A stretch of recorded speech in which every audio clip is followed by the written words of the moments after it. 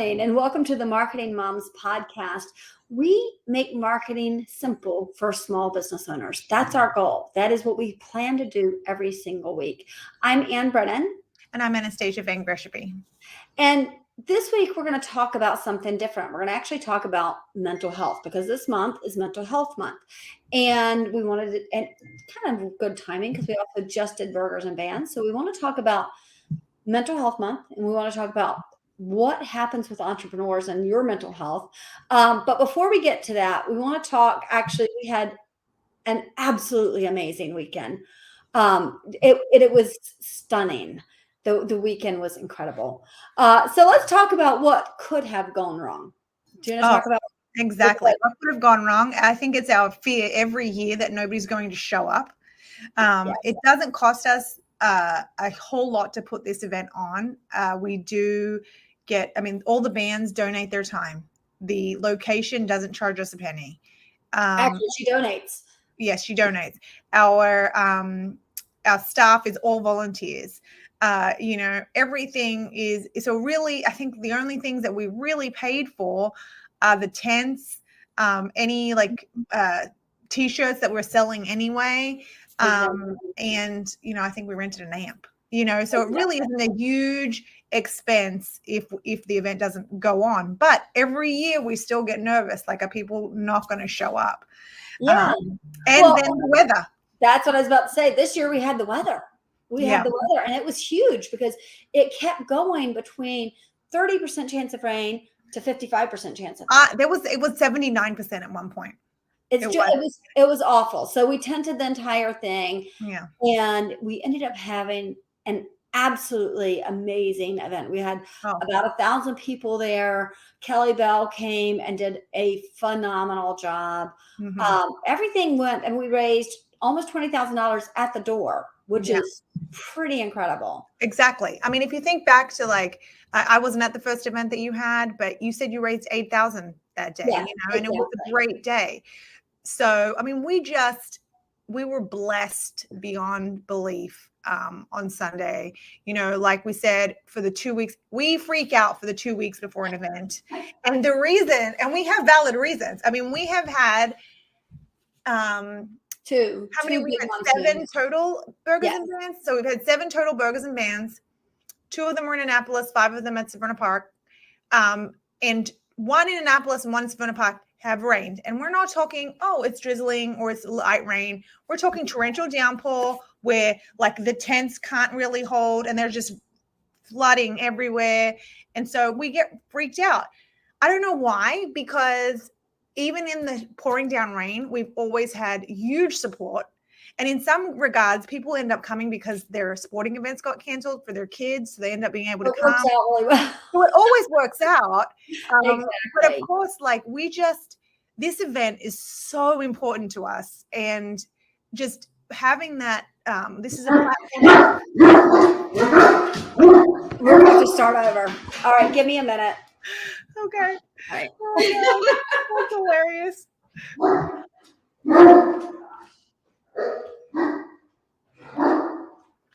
The joys of hosting a podcast while working from home with 2 Great Danes.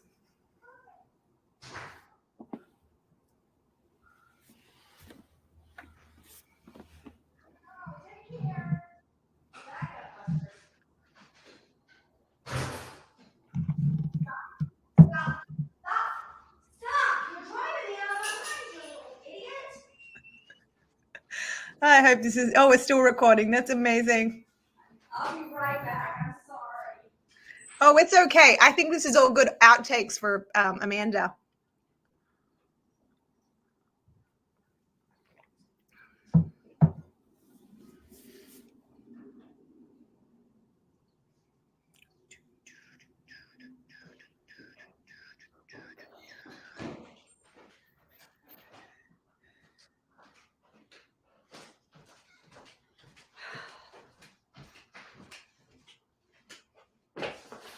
I was just going to tell you need to take that off the chair. Yes. It was pretty funny. I think that we should use that, have that as a blooper. Yeah. We should not, don't delete this thing. Actually, I think I'm gonna tell her what happened and have her cut it. Okay. So that we don't. It was really good. It was really good. It was really good. So we're gonna start over. Give me 1 second. Get rid of the banners. Oh, we're going to start all the way over. Man, Yeah, I remember the profound things that we said. I know. Right. I didn't put on makeup this morning because I didn't know we were going to do this, and my eyes have been bothering me. So it was like, well, that's why glasses are like the perfect disguise. Exactly. All right.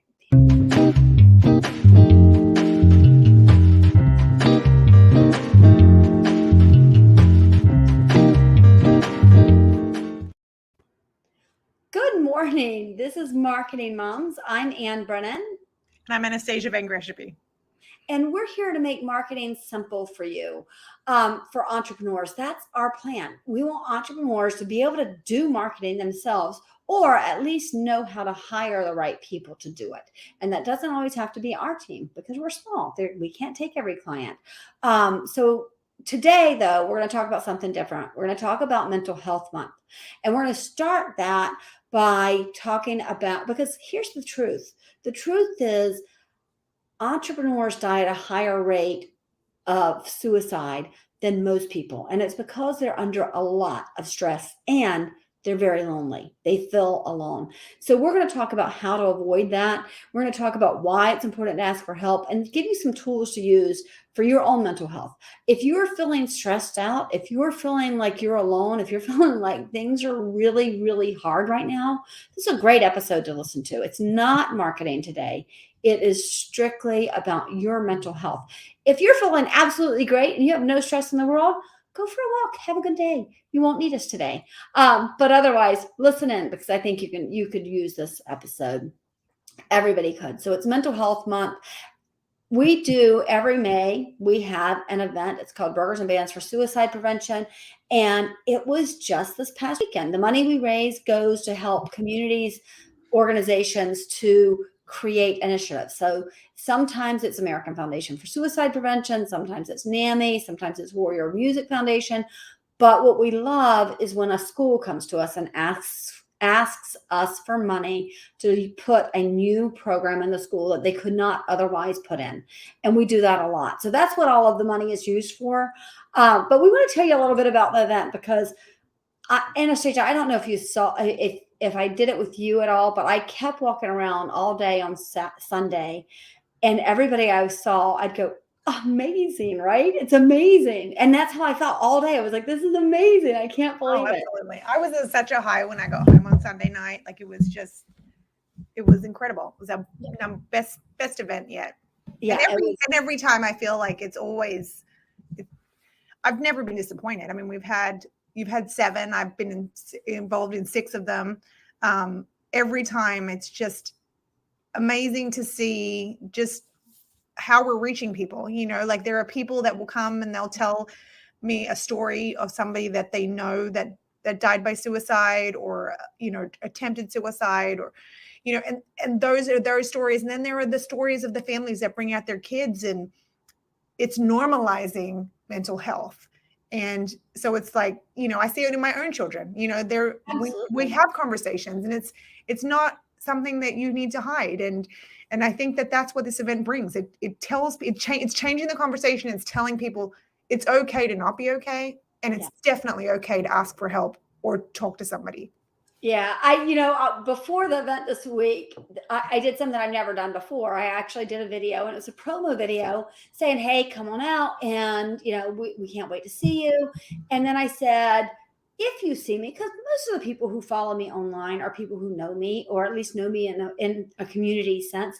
And I said, if you see me, give me a hug, because this is a big day and there's always a lot of stress and I could use a hug. The number of people who saw that video and then came up to hug me at the event, it was very touching that they cared, that people were like, hey, you asked for a hug, I'm here to do that.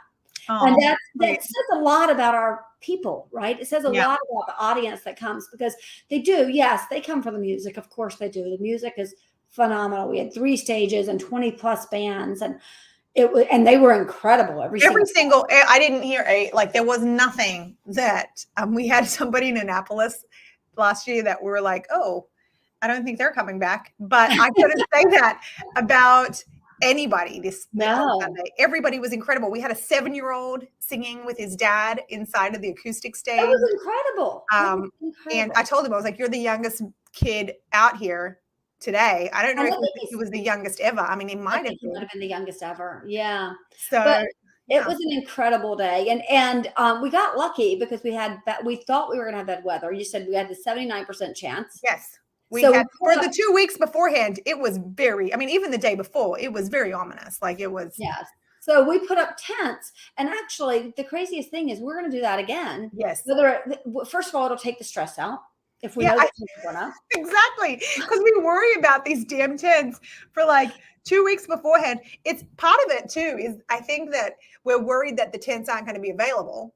Like that's my concern. I'm like, are the tents going to be available? Because these tent companies, people plan events. They plan graduations or birthdays or weddings or, any number of event. Name your event. There's a tent for it.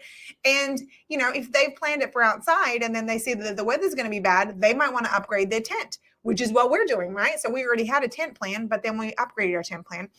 And so I'm always stressed out that it's not going to be available. But it looked like it was going to be horrible. Like I was adjusting things in the morning to make sure that there was no, I was like, if it rains, we need to make sure there's no boxes on the ground. It did rain. It rained the night before. I mean, it was a mess, but the day of, it was beautiful. Incredible. And because we had the tents, it was hot, right? It had already been hot. The tents protected everybody from the sun. Yes. So it ended up being an amazing event. Just from a comfort level, we were all so much more comfortable. Yeah. So it was really great. Yeah, it really was. I can't imagine. The tents are now officially part of the budget. If you own a tent company in Maryland and you would like to sponsor these tents, please let us know. I'm not afraid to ask in case you don't. I think it's a good point because most of our sponsors do. We have a sponsor out there, Bob Eager's Service Center. They brought 2 shuttles. They're going to bring 3 next year. Yeah. And they drove people to and from the off-site parking because, it's a small lot that we have. And so they took care of that for us. So hopefully a tent company will do the same thing for us at some point because we really do. Our community loves us and they support our sponsors. Yes, definitely. So, all right. So let's move on we do want to talk about mental health and entrepreneurship. And I think it's so important. I see this in people. I see the stress in people all the time. And right now, with what the economy is doing, entrepreneurs are more stressed than ever, I think. Definitely. I think the pandemic has had a serious impact. I look back to when when everything first started and when we closed the doors back in March of 2020, I really didn't think we were going to come back. I thought that there was no way that our clientele was going to retain their marketing. They did, which was incredible because they understood the value of it. We lost a couple, but no big deal. But I think that there was definitely that stress, that unknown.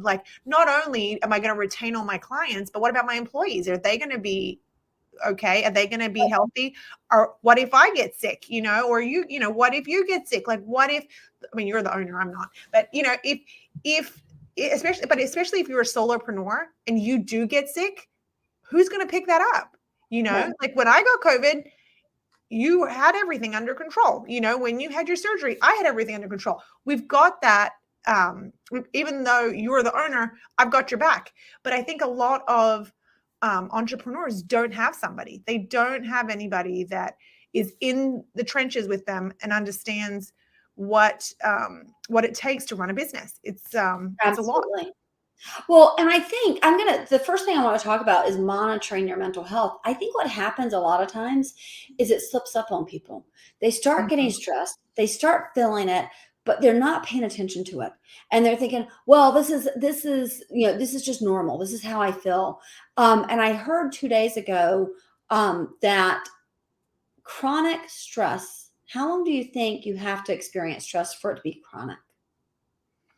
This was surprising to me. I would say probably a month. 3 days, 72 3 hours. days.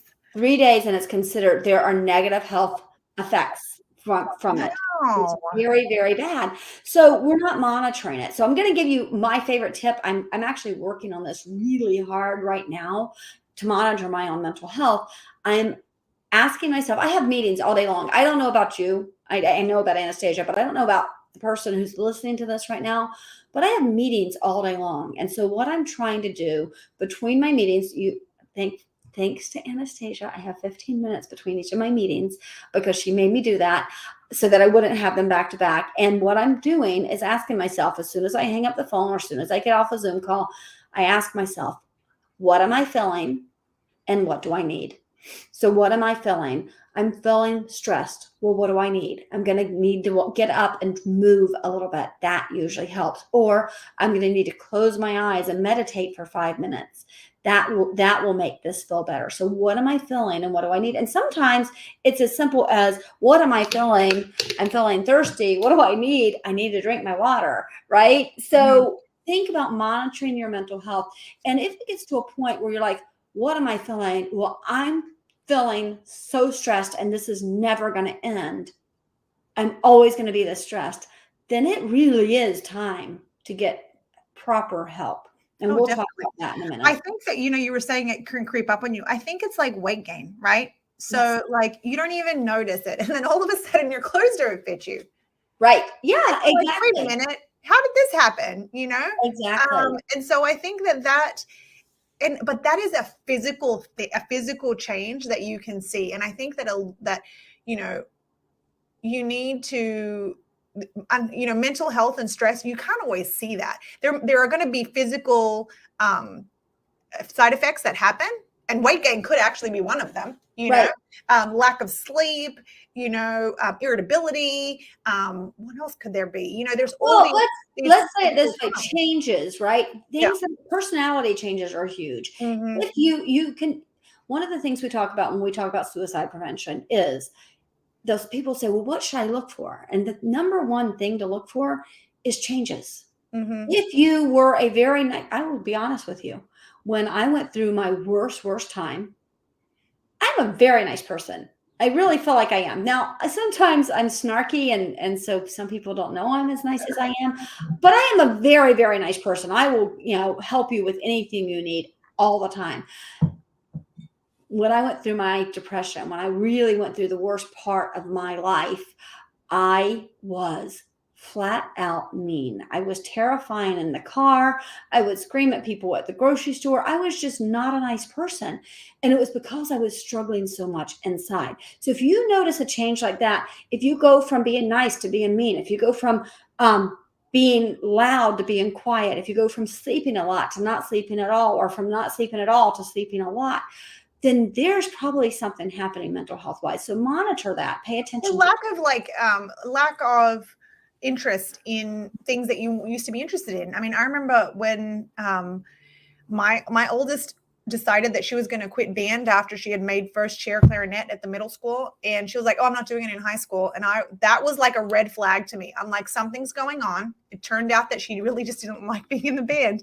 But there were other underlying things, and that was like a trigger for me to be like, we need to get to the bottom of this. And I think and it's when you're the parent, kind of, especially since I work with you, ever since I started here, I'm like vigilant, Yes, exactly. Probably like, Mom, really, it's all good. Like, I just changed my mind. Like, yeah, I'm like immediately like, okay, what's going on?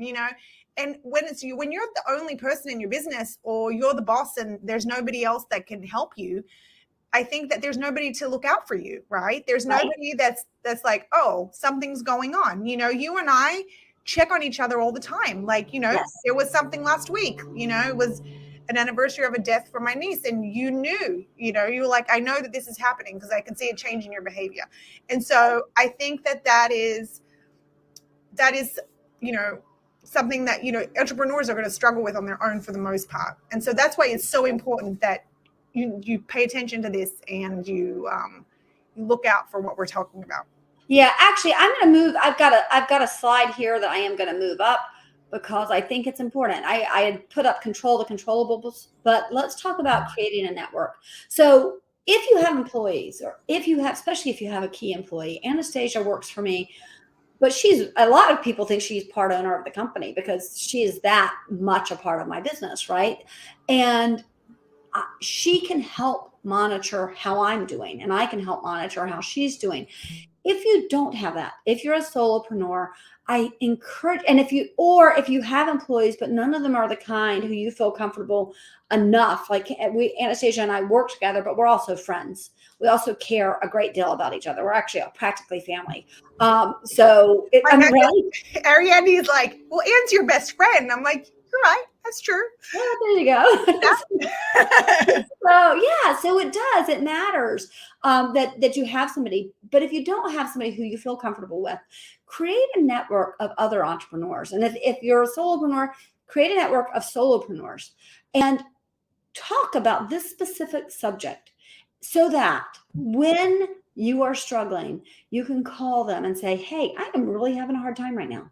And they can help guide you through it, because sometimes you just need somebody. I just had it 2 weeks ago. One of my networking friends, I told him, I'm really having a hard time. I'm so stressed out. And we do a lot of things together. I had said to him, I'm really having a hard time. And right after that, probably 2 minutes later, we get an email from somebody saying, hey, are we still going to do such and such?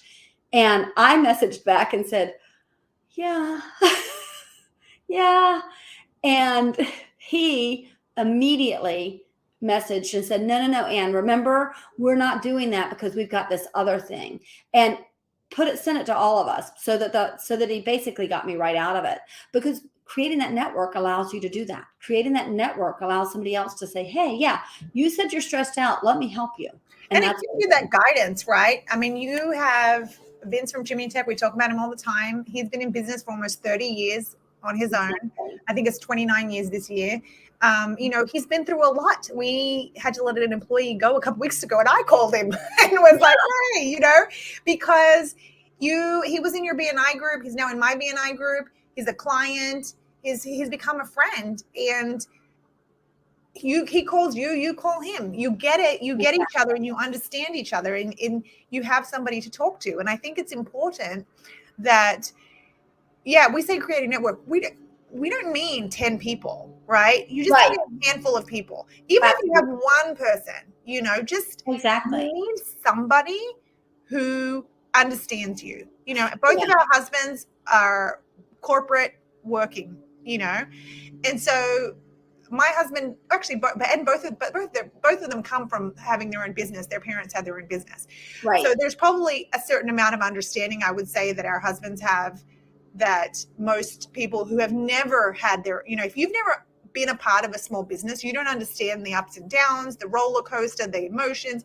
You don't get it because you are used to having a steady paycheck and you don't have to worry about anything, So I think, especially if you're like, for you, Blaze is great, but there are probably many things that he doesn't understand because he himself wasn't a part of that, Absolutely. Well, and the other thing is, like, I might be worrying about a $1,000 check bouncing from a client, right? That might freak me out because I'm like, oh my gosh, right?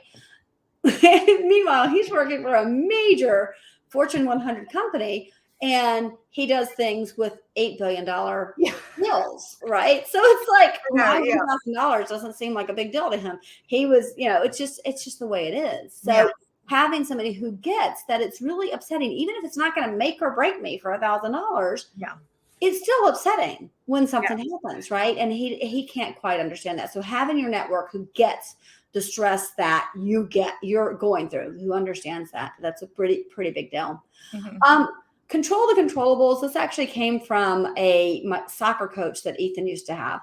And I use it all the time. I will try to think about it. There's only so much I can control, right? The weather last week, this is a perfect example. Burgers and Bands was coming. We couldn't do anything about the weather. We could, however, put up a tent and then let it go and go, the tent's there and it's just going to be what it's going to be.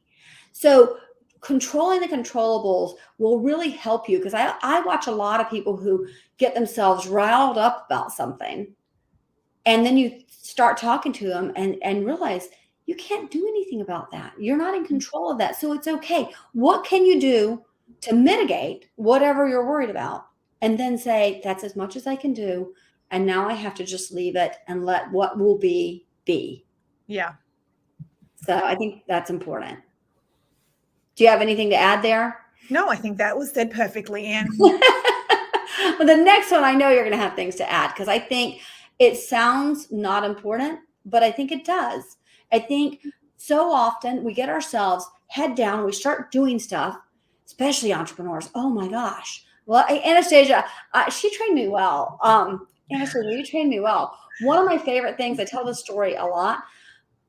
When you started, you spent probably the first 6 months basically monitoring what I was doing and saying, should you be doing that, or could I be doing it?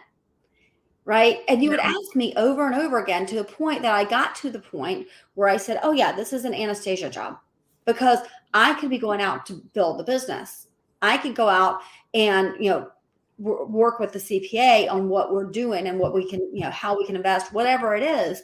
But I was doing like some of the nitty gritty things, and you took that over. So understanding that this automate, which is so, gosh, let's talk about that real quick. One of my favorite automation tools is the template. You do this a lot. Absolutely. I do it a lot. I have a lot of, I've got 10 email templates set up in my thing, because there are things that are repetitive. For me, when we onboard a client, when we onboard an employee, there are certain things that have to be done every time, and it's the exact same process. So I have these templates. I'll, edit them before I send them out, but it tells me exactly what I need to do. So I'm not recreating the wheel every time. And why do I know this? Because I was recreating the wheel for the first 30 something clients, and last year in the fall, I believe this is when I started this, is we onboarded a lot of clients in a very short amount of time. And so I found myself writing the same email, and then I was like, oh, I can just save this as a template. I am the vice president of my BNI group. I send an email out to the speaker for next week every week. So I have that automated. So there are things that there are tools like that are important. And sometimes they're small. The automation part, sometimes it's something small. Like I get a lot. Probably 3 a day. I get people requesting to be on our old podcast, Small Business Connections. We don't do that anymore, but I don't feel like just leaving them hanging. So I send an email back, and it says, we no longer do the Small Business Connections podcast, but I do know a podcast you might be interested in. And so depending on who it was, I fill that one bit in and send it back. It's super easy. And it just saves me, maybe 3 minutes, but it still saves me 3 minutes. Even if it's 30 seconds. Yes. Any little thing. You really need to look at your time, right? And I think that being an entrepreneur, you're basically working all the time. Absolutely. And I think that it's impossible not to, because you feel like you have to be, and you shouldn't feel that way. First of all, you've got to kind of get that out of your mind, because otherwise you're going to burn out very quickly. Absolutely. And that's most likely why I would say so many businesses fail. There's a huge rate of failure in the first 2 years, and an even bigger one in the first 5 years. So these are things that you need to kind of keep in mind. Yes, it's super important to get to where you want to get to, but if you're going to lose yourself or your marriage or the relationship with your kids or whatever it is in the process, is it worth it? Absolutely. So you just have to, there's things like that you have to think of. So automating and just knowing, if you just, we have our team meeting every week at 10:30. That is something on Tuesdays. That is something that is automated. It is in the calendar every week. So you're not, and I think we used to, I think we would be like, oh, we'll have it on Friday. And then we'd figure out when it was going to be, Right, exactly. It doesn't work. If one of us isn't here, then we're not, we're still going to have it. We're going to have the meeting. Next Tuesday, I'm telling you now, I won't be here. I'm going to be on my boat. Right, exactly. But it's okay. But you're going to have the meeting, Exactly. Or that's an out of, if we decide to move it, we move it. But, that is something that's on the calendar every week on Tuesdays. So we know, what to expect. And when you have that expectation, when you know what to expect, then it just takes it out of your mind. You don't have to worry about it. Yep. I want to talk about delegation too. So we're talking about automate, delegate, and eliminate. Delegation, it can be, people will think, oh, well, I have to delegate to a virtual assistant if I'm a solopreneur, or I have to delegate to somebody in my office. But I want to give you some other examples of delegation that people aren't considering. Things like, I mean, yes, CPAs, you should delegate to a CPA. You should not be doing your own books. You should not be doing your own invoicing.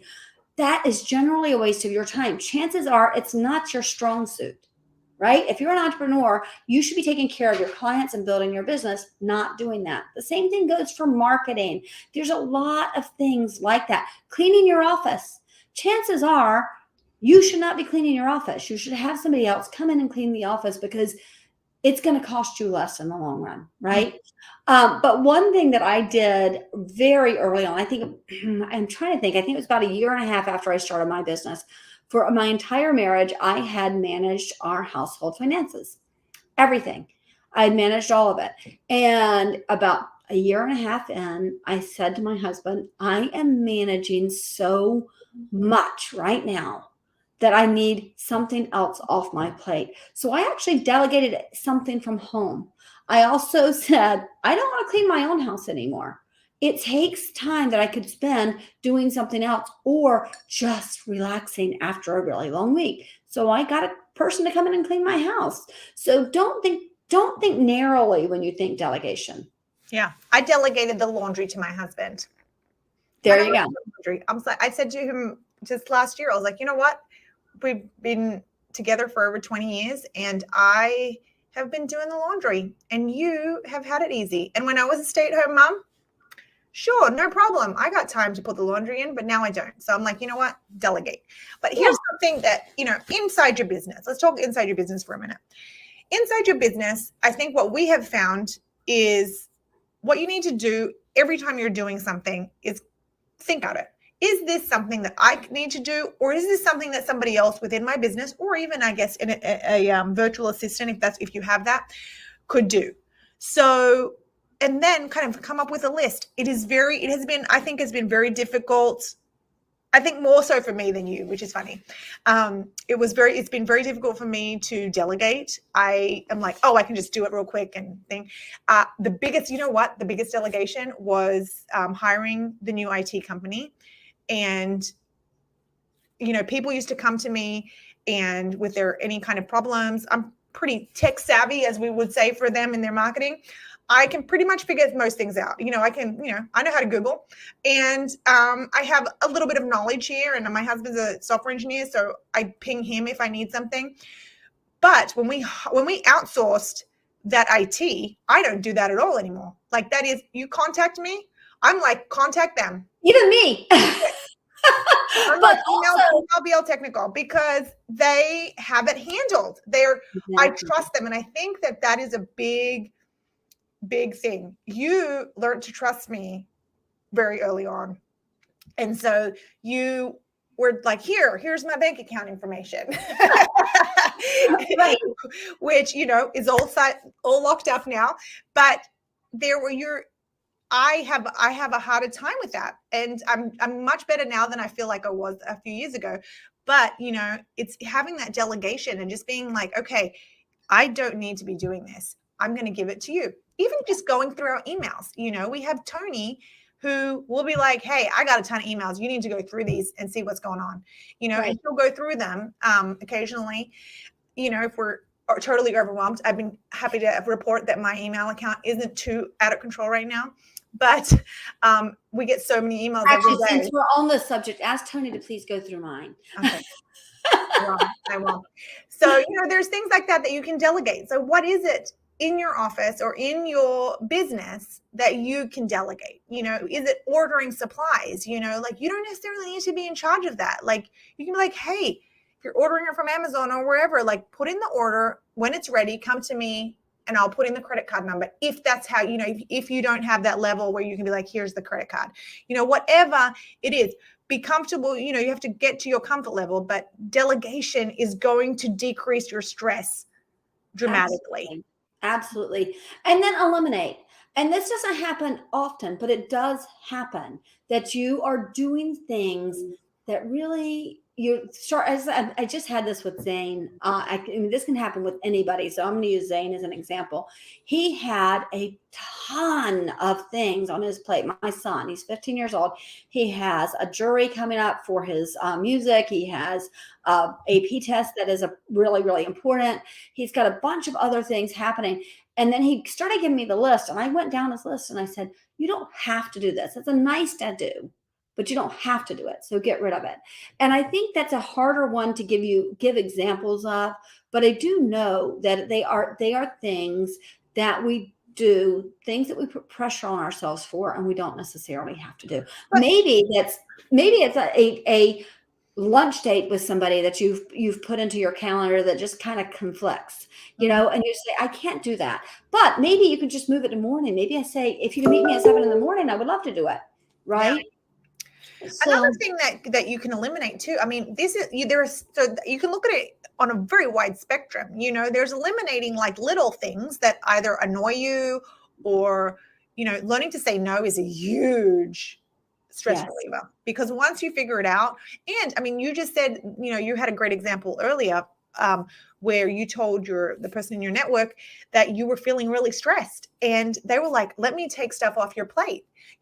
Bruce Spencer with Walt Eagers, like, we called him about the shuttle, and those were his words. I'm going to take this off your plate and handle it. And we actually, let me talk about that a little bit, because not only did he do that this year, but he messaged me. I think you saw messages. Yeah. He emailed me on Monday and he says, hey, here are the things we could do better next year. And I looked at it and I was like, yeah, you're right. And then I thought, oh, this is really hard. There's a lot of things like signs we have to have made and all these things. Before I even got to respond, he emailed again and said, hey, you know what? I'm just going to be in charge of parking. Oh, yeah. Took the entire thing off my plate. Yeah. That was awesome. I no longer have to think about it. It's completely off my plate. And we know that he's going to pull through. We can think. So that's eliminated something from our list, right? Another thing is that I have seen that has decreased the stress, because this is all about stress, right? How are we helping our mental health? There have been multiple times over the years where we have had to eliminate a client. Yes. Oh, because we're just like, you are causing us so much stress, but then we're like, okay, but we're going to lose the money. And then we have to pay the employees. And so there's this balancing act, but 100% of the time, our energy level has increased. And we usually has increased. Everyone that leaves, we always end up getting, at least 2 more, right? Yes. And it has been, I think we need to trust our gut better, because I feel like some of these people that we knew that there were going to be issues from the beginning. And we need to realize that. And then, anytime an employee leaves, whether it's their choice or your choice, most of the time, I was talking to somebody the other day, and they were saying that when he interviewed somebody, he was in a law firm, he was interviewing somebody, and the person kept complaining about the place they were coming from and how they couldn't stand the people and like all these negative things about their previous employment. And he was like, that's a red flag. I never thought of that as a red flag. That is a red flag. Like, what is there? Because they're not having ownership, we're not all great, no place is the perfect place to work. Right. But there's a connection that happens between people's personalities, and that's very important, especially in a small business like this. So I think that's something we need to think of. We had an employee a few years ago, actually, she was employee number 3, and she left, and it was the best thing for us and for her. Right. She has since found a great job. She's gone back to school. She's super happy. We were sad when she left. She quit. It wasn't great at that very moment, but now I see her all the time, and I wave, and we took her flowers when we landed a client. That she wasn't. You have to have the right seats in the butts in the seat, right? Yeah. You have to have the right butts in the seat. And for her, it was not the right position. And luckily she recognized it, because we did. Once she left, we went, oh, I see. She made the best call, and I think that taught us a lot. And we should have realized, there's things that we need to look out for in future employees, like just what are the things that how do we want us to go, and who, because if you have an employee, even if they're doing their job 100%, if there's not, if culture is important and there's not the connection and they're not happy and you're not happy, it doesn't do you any good. It doesn't. It's only going to increase stress for both of you. And then this is mental health, right? So you need to think of your mental health and their mental health. And sometimes the best thing that you could do for somebody is to let them go. Absolutely. Absolutely. So finally, I want to talk about what happens when you feel so much stress and you don't know what to do, right? Here's the thing. I don't want you to get to the point that you have to call really big help. If you're feeling stressed, you're feeling overwhelmed, and none of what you're doing, not controlling the controllables, automating, delegating, eliminating, monitoring your mental health, none of it's helping. Ask for help. But I want to tell you this, you don't have to do that. You don't have to wait for that moment for that to happen. You can start now when you're like, my life is pretty good. You can start now at having a relationship either with, yes, a therapist is wonderful. We really do encourage therapy. I think therapy is wonderful. But if you feel like you don't need that, a life coach is another great alternative. Somebody who you can talk to and say, hey, I have these things, and most of the time I do really well. Most of the time it's all about building my business and growth and employees and all of this wonderful stuff. But sometimes I have these moments where I'm really down, or sometimes I have these moments where I'm really overwhelmed. And what I'd like to do is establish a relationship with you where maybe I see you once a month, or maybe I see you every other month, but I have the relationship with you so that when I really need help, I can get it. So that's the first thing. But the second thing is, if you are at the point where you are already thinking the world would be better off without me, if you're already thinking this is never going to get better and there's no way out, if you're already thinking I know exactly how I'm going to die, if you're already thinking those things, please get help.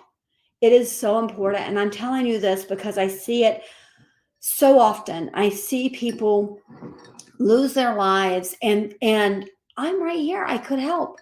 Anastassia's right there. She could help. Your neighbor. I'm going to tell you a story. Let me tell you real quick because we do have to go. We're running over, but I want to tell you a story. I got a call, actually text. It was by text both times.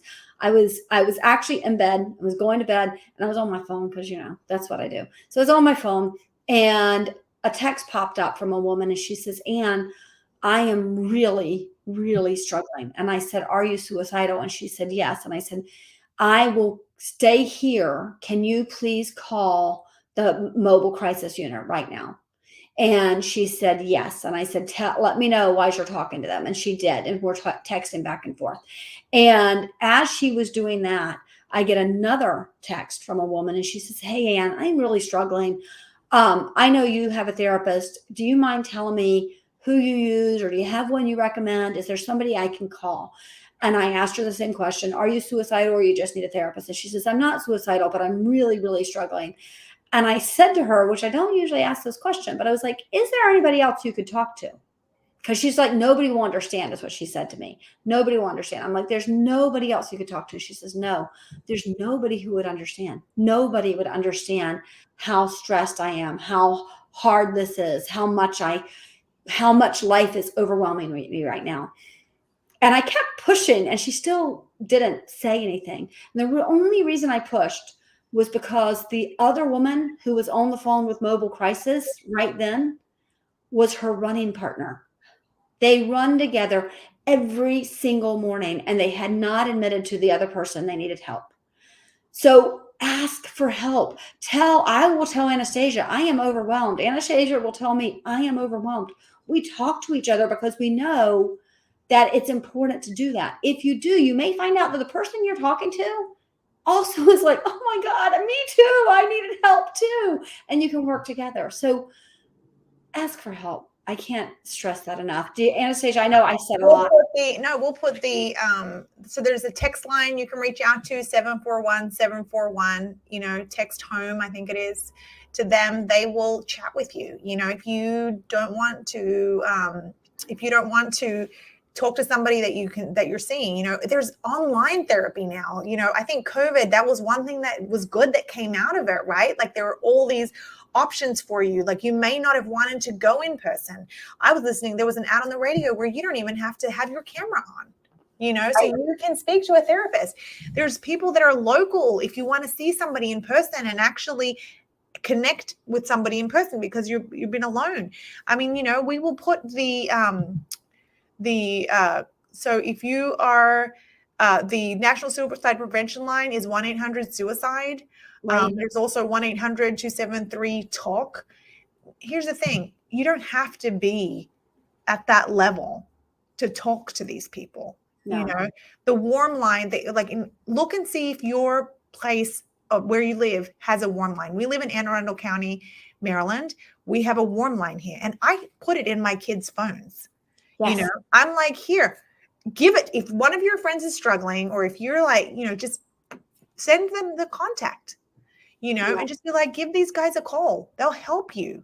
Their cars are unmarked. If they come to your house, they used to have it on their cars. I was talking to somebody at Burgers and Bands that works there. She's like, no, we took that off. So if they come to your home, nobody's going to know. No. It is so important that you get help and ask for help, and it's okay to not be okay. Yes. Yeah, because you know what? Most of us aren't. Oh, we're not. I don't care who, we talk about this guy in California in the yellow suit. He was the only person at the conference that refused to take a picture with our "You Are Not Alone" hashtag. He was like, oh, I'm fine. I think every person that we have told about this, every single one of them has that guy was struggling. Yeah. People are afraid, but you don't have to be afraid because there's help. I hope this helped. I really hope this helps you. I hope whether you're feeling stressed, whether you've felt stressed in the past, whether you're struggling with sadness, whatever it is, I hope you heard us today. And I hope that you can find some relief. Go back and listen. Go back and listen to what we said about eliminating and automating and delegating. Go back and listen to what we said about having a network of people who will listen to you, even if it's, you can give them a signal. All I say to people, within my network, if I say to them, I'm struggling, they know they're going to check on me a lot just to make sure that I'm okay, that I'm actually taking care of myself, that I'm not just spinning out. Right. Yeah. Make sure you're monitoring your mental health and only try to control the things you can control. It's the only thing you can do. Right.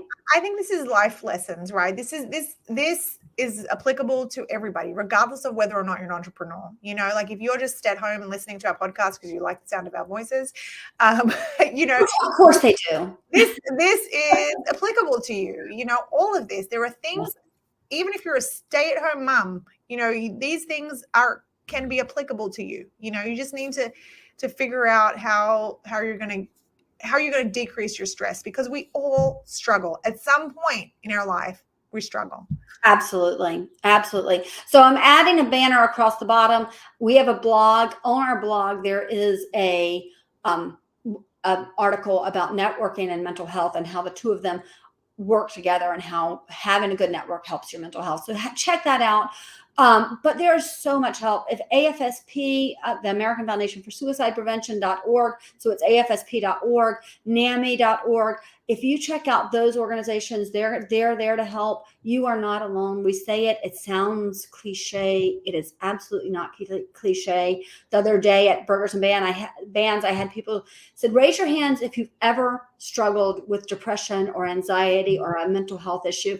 And everybody raised their hands. It's just a fact. Everybody has struggled at some point. You are not alone in this battle.